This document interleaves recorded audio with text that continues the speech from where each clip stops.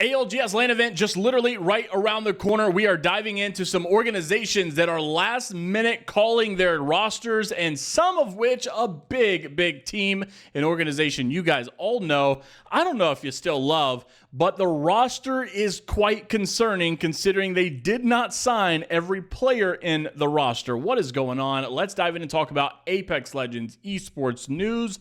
Firstly, most of this, yes, is going to be organizations signing rosters. Like we've had EC sign Miles, Thalys, Cruelbuckle, some very well-known players, obviously, inside the scene that have been playing for a very long time. Also, Pricey, Player K, Strafing Flame also got signed, a pretty talented roster as well. And it's kind of one of those things, though, you're still wondering, right? Is this an Esports World Cup thing? Because we're looking at about 3 months out from the World Cup. These guys like to secure these rosters up front because there is a bag to grab for that event. And are they only in for that reason? Are they going to dip right after this World Cup is over?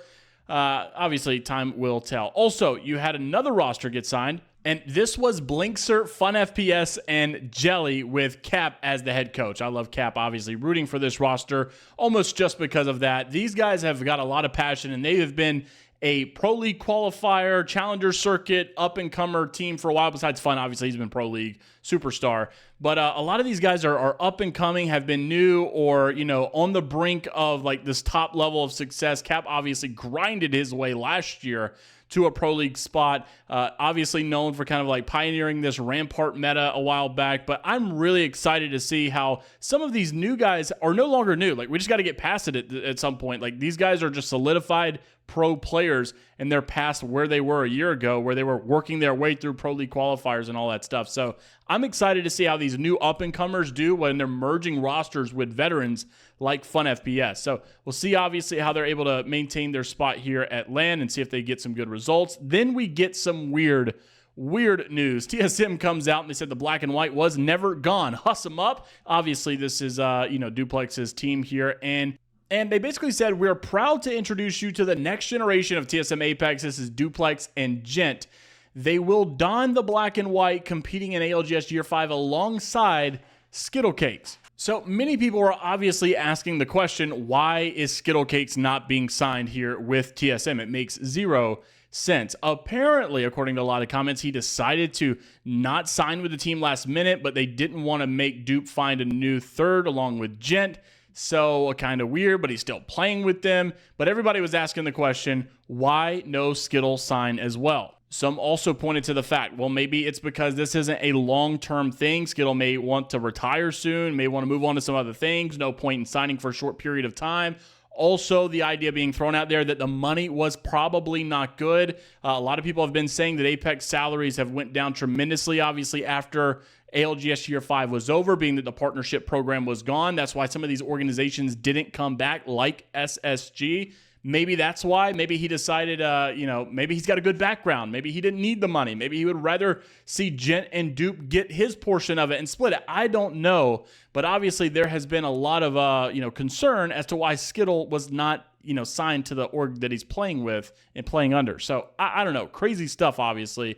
And it does make you worry because it kind of, despite the context behind it, it does make it feel a little bit less serious. Because if you have a TSM roster showing up at LAN, possibly winning, because let's just put this out there, they were able to win the last set of scrims going into LAN. So this team is obviously very good. But then when you look at the roster here, you've got TSM, Gent, and obviously Duplex, I'm sure, will change soon. But then, one guy on the team is not actually on the team. He's just on the roster.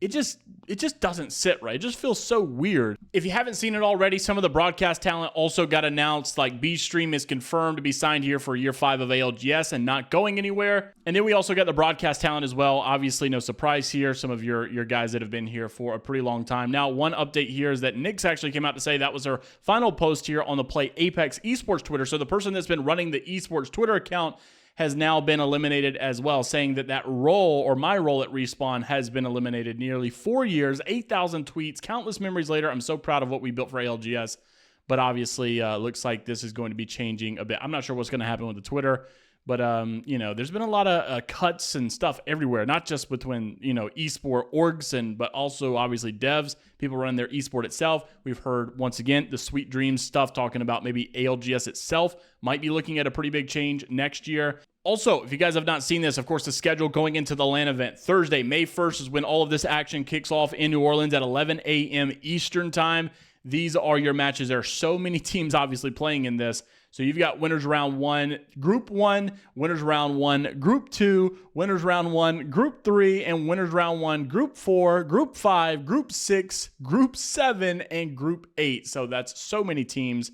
So obviously in the mix of all of these groups, you've got some not very known teams and some pretty good known teams. So this should be a breeze for first rounders like Most Hated, Riddle Order, Virtus Pro, LG, obviously some others. And then you've got, just think about how you might see some pretty large point discrepancies in some of these early rounds, like probably some record-breaking stuff. Flat, Pioneers, Go Next, FaZe Clan, Danish, Falcons are over here in the third one. So all of these are at 11 a.m. Well, not necessarily all of these, but the first 4 are at 11 a.m. So 4 matches going on simultaneously.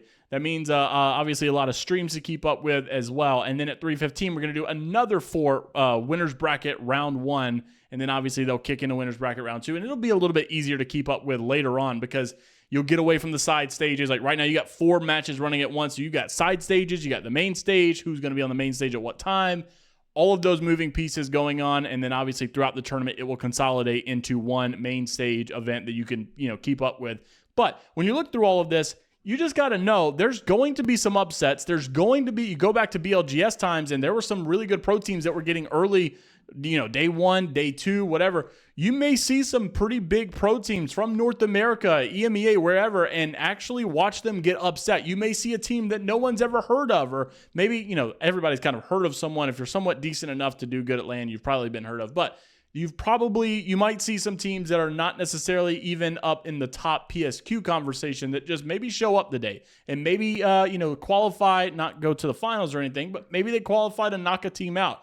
Who knows what could happen? But there are so many matches, so many teams that there is bound to be some upset superdog or underdog superhero story that could possibly happen. So keep your eyes peeled. Obviously, we'll keep you updated right here on the channel. Like and subscribe if you want to stay up to date with everything going on inside the world of Apex Legends, esports news, and specifically the LAN event coming up this weekend. And until the next time, we'll see you all later, Gators.